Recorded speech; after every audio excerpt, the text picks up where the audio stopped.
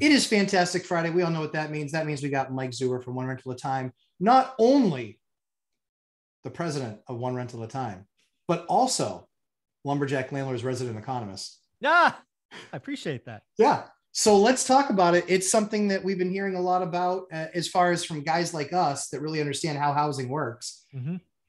Federal government broke housing. Walk me through it. Walk folks through it so they understand exactly what we're talking about. Yeah. So it's funny. This has come to me in waves, right? The U.S. economy is a complex, almost organism. Yeah. However, when you step back, you have 3 decades of looking at it daily, which I have. Mm-hmm. You start to see trends. You have a focus, which for me is the consumer. Then you kind of round that out with cost of capital. Then you round that out with government intervention. And what we have going on today is we are about to pay a ridiculous price in the housing market.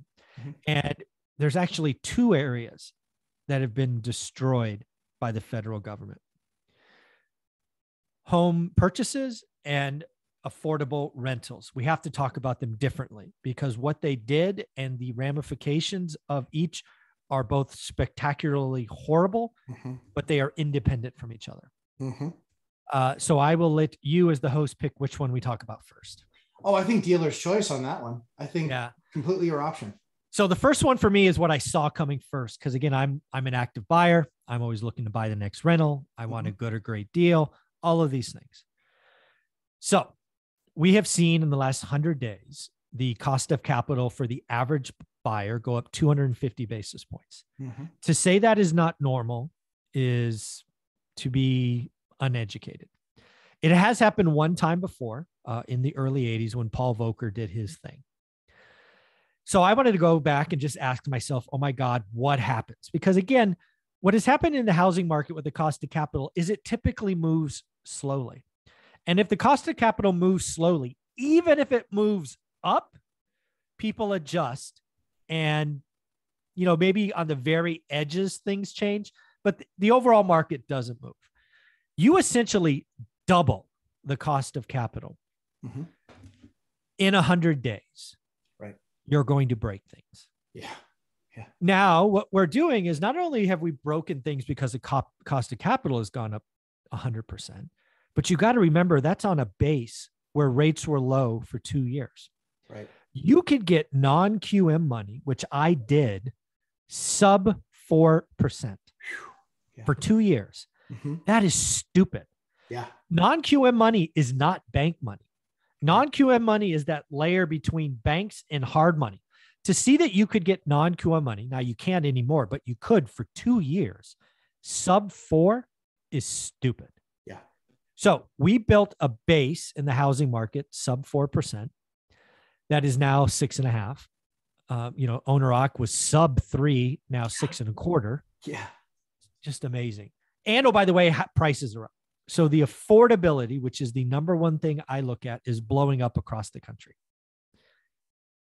So we have true demand destruction like we haven't seen before, which, by the way, is what the Fed wants. Yes. How do you break inflation? You crush demand. The Fed's tools are rather blunt. Mm-hmm. Cost of capital. They adjust that. Banks adjust. Demand goes down. You borrow less. Both people, families, and businesses borrow less. Mm-hmm. However, because we are doing this in an environment where we had 2 years of record refis, record home purchases, right? So we had 2 years where total mortgage demand was almost $5 trillion. Normally speaking, it's in the threes. So in 2 years, we did roughly $9.5 trillion together, where we should have done 6 or 6.25. Mm-hmm. So we did $3 trillion extra. Mm-hmm. We have all of these people now with sub 3.5. Black Knight Mortgage has done some amazing research. They did a video. They were interviewed on Bloomberg, which you can just go Google, where they said 33% of loans. That's amazing. 33% of loans are now below 3%. 50% of loans are below 3.5. Why is that important? Well, because I believe mom and dad are rational. Yeah. Mom and dad, been in their homes, got a raise, and they want to get the next house, right? That's how this works. Our housing market is a housing market because there's first-time home buyers, there's move-up buyers, and there's luxury. Unfortunately, we have just crushed the move-up buyer. Mom and dad who are in their home, who are sitting on $100,000 of equity, and they want to move. They then go house shopping. They find the house they want. Then they go to the mortgage broker and they get the bad news. Sorry, ma'am, sir, your 2.8 now becomes 6.2. Oh, by the way, the house is $100K more. So when you roll this all together and now you're borrowing 380 versus 180, right? Your payments tripled. Matt, the mortgage guy, did some scenarios where the family in the first-time home qualifies, has the income, has what they want, but that other house, the payment triples. Right. Very, very, very few people are going to triple their mortgage payment for an extra bedroom. Yeah. This is why I joked, and I actually meant, if there was a company that made bunk beds only, I would buy their stock. Seriously. Yeah. Screw it, buddy. I'm going to put the boys in that room and the girls in that room. We're good. I'll go on a fancy vacation. I am not getting rid of that mortgage. So I have been calling for 25% in housing transactions this year. I believe it will be 50% peak to trough. And again, there's examples, and I give you a 52-year spreadsheet. You can go look at it yourself. Where over the course of 2 to 2.5 years, transactions are going down. So the Fed broke the existing housing market, which is terrible. And why is it terrible? Because mortgage brokers are going to lose their job. Real estate agents aren't going to make any money. It's going to be bad, bad, bad, bad, bad. Now, based on a conversation you and I had on Tuesday, and oh, by the way, all the comments we got on that video, I'm now come to realize that the federal government broke affordable rentals, specifically affordable rental houses. Well, how did they do this stupidity? Well, at the height of the pandemic back in 2020, President Trump, he's a landlord. Yeah. He created the first eviction moratorium. Now, obviously, it was extended by Biden, but let's not forget, it was enacted under President Trump. It was. The eviction moratorium basically told landlords, sorry, you're going to have to pay the price of this pandemic. We told your tenants they can't go to work. We want them to stay inside for national security or whatever it was. Well, that's now been declared unconstitutional, except in LA County for some reason. I don't know why they can do it, but whatever. Most places can't. Right. I don't get LA, but whatever. Because you have a king. King Newsom. Whatever. Yeah. Anyways, so landlords now have been given some across the country in red states, in blue states. It didn't matter.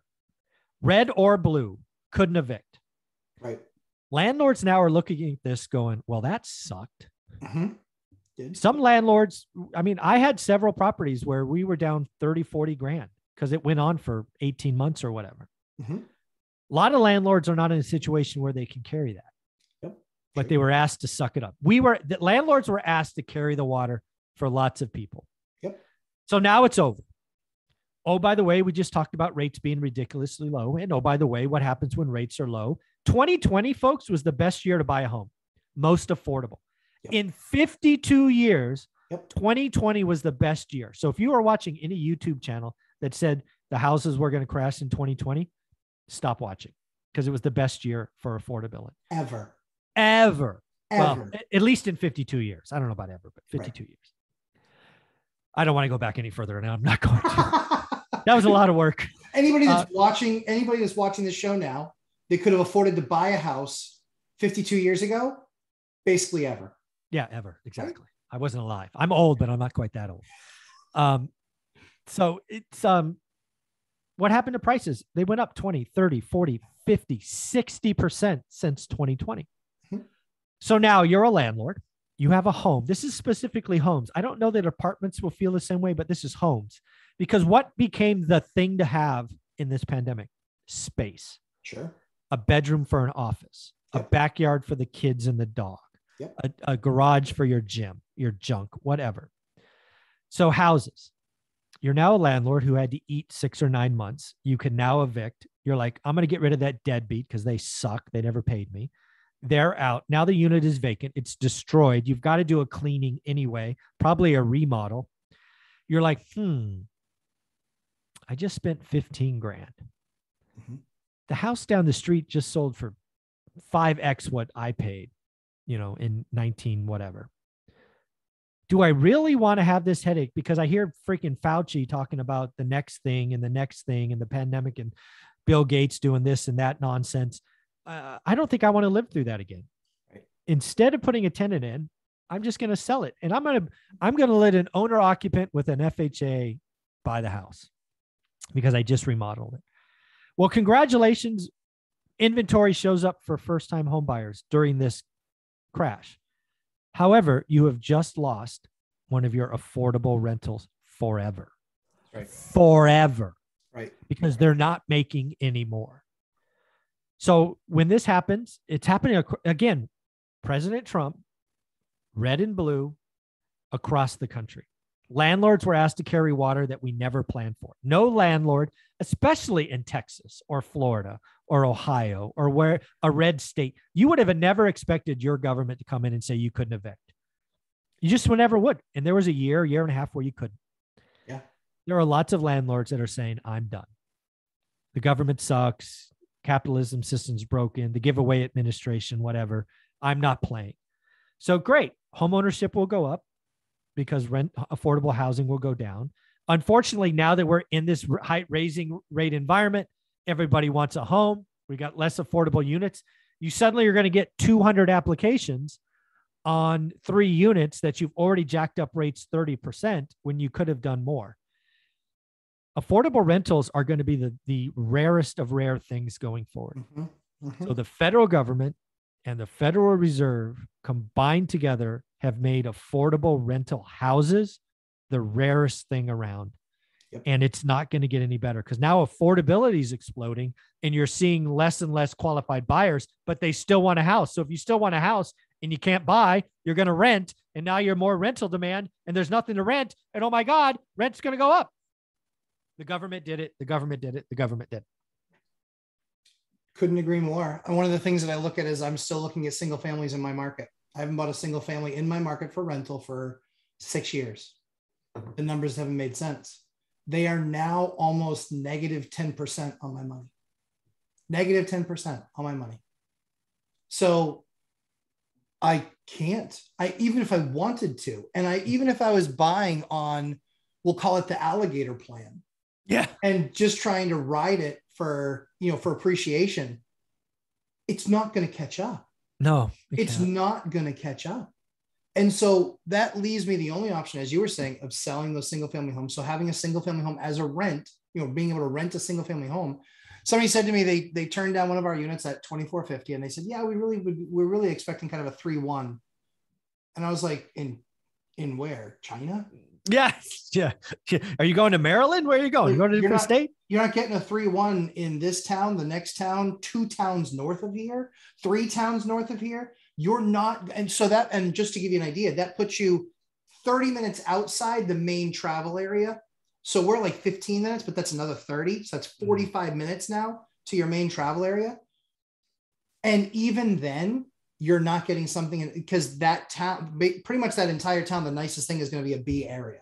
And so people just don't know, and they don't really understand how broken this is now going to be. But what I do see, the opportunity that I believe is there, small multifamily, 2s, 3s. Yeah. If you can get a dupe or try, house hack, cheat code to wealth, all of that stuff. If you can get a house with an ADU kind of, like 2 houses, one, these things do exist. Frankly, gun to head, if I had to only buy one thing, it would be 2 houses on 1 lot. Yeah. If I only could buy one thing. How often do those come up for you? Not often enough. No, I mean, it's probably less than, it's probably less than 3% of the inventory, probably. Yeah. Because it was very popular in the 50s. Right. And then for decades, they weren't popular. Right. Because I did, in all of my real estate career, I think I've only been able to buy 3 of those. I probably have really hard to get 15 to 20 of them, but I've been buying for 20 years. Right. Right. Yeah. In 20 years, I've got 3. Yeah. They're just really, really hard because the restriction around land, and land is so hard to come by in the Northeast. Yeah. I mean, my town's 300 years old. Yeah. You Yeah. know? There was a time where they were pretty common. They called them casitas in Fresno. Yep. Yeah. So you're not going to buy a new one, although I'm trying to build an ADU. So they're trying to come around, but that's a whole nother disaster because of the freaking government intervention. I actually, just so you know, I just started my process for an ADU. The only reason I tell you is because I'm going to beat you.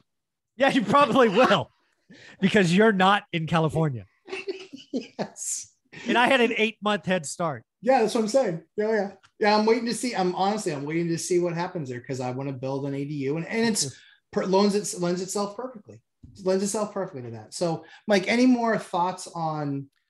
No, what I would tell people is again, it's very clear to me, having been doing this for a long time, that the Federal Reserve broke the purchase market.